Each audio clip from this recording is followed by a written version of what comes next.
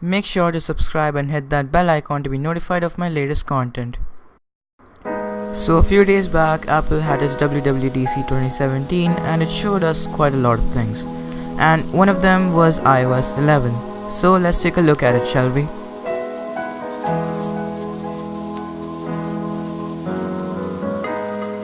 So let's get started with it. So from the event, the first thing you must have noticed was the control center.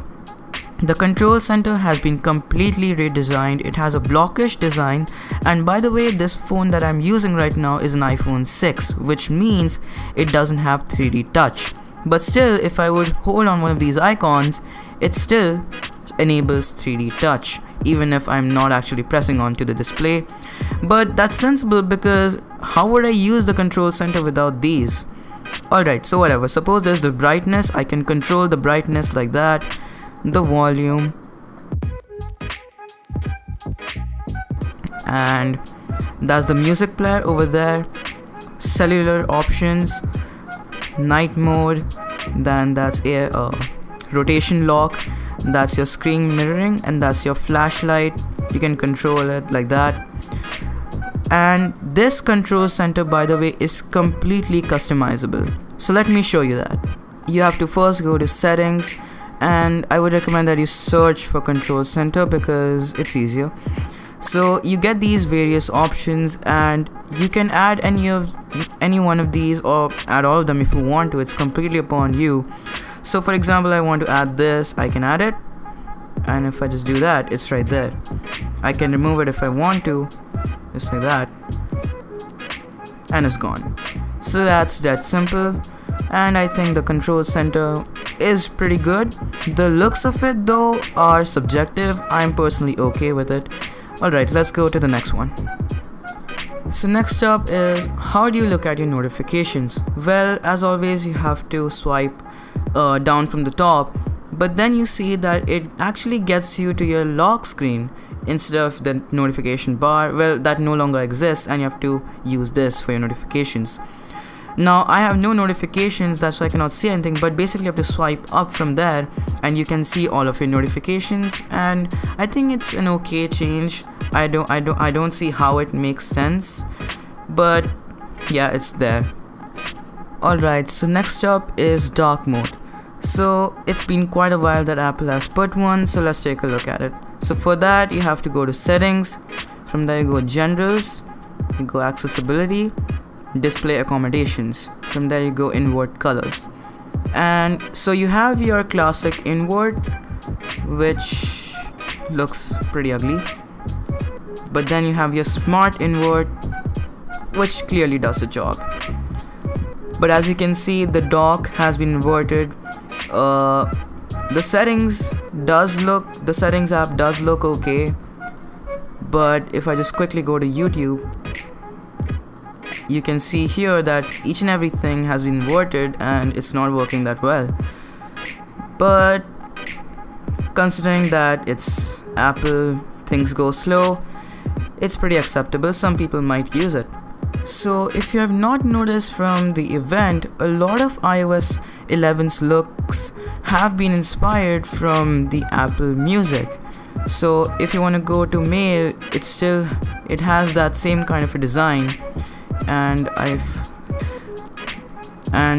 here's the App Store, has been completely redesigned. Again, looks a lot like the Apple Music app over there. And if I would tap over here, it shows me some popular apps that I can buy. And even the Messages app has been redesigned. So okay, so that's your Messages app, and an update has also been made to Messages app. So if I just type hi and then hold on the send button, go to screen, these are the two new effects. One is this and the other one is the spotlight one. So if I just send it, it even has a sound effect, which is pretty cool. So I do hope that Apple adds more of these, as they are pretty interesting. So let's say you're listening to music, and earlier in iOS 10 The art cover of your music used to cover the whole of your lock screen, but now in iOS 11, it's only a small tile where it covers only a bit of, like it's still quite a bit, but still leaves space for other notifications. So it gives you more controls, your volume controls, your play pause button, you can skip between tracks. So another new app that you can see on iOS 11 is the Files app. Well, according to me, this Files app is still pretty restrictive because I can't even see my photos here, photo files, picture files or anything like that. And apart from that, I don't have anything else on this phone, but I believe that you can not only see your Pages files, your Microsoft Word files, etc., but I don't know. I guess you can also see your skins folder profiles. So basically, if you download skins for your iOS device, so I believe that those profiles should be saved here, and you can copy and paste between things like that. Apart from that, I can't really say anything about this app that much. Alright, so another new feature in iOS 11 is that when you take a screenshot, it gives you more options than iOS 10. So for example, if I just take a screenshot, so as you can see, it goes to the bottom left corner. So if I just tap on it, you can see that it gives you many scribbling options from Notes app, and I can just scribble on it, just have anything over here. You have your eraser, I don't know what's that, yeah, okay, I thought that was selection too, whatever, sorry about that.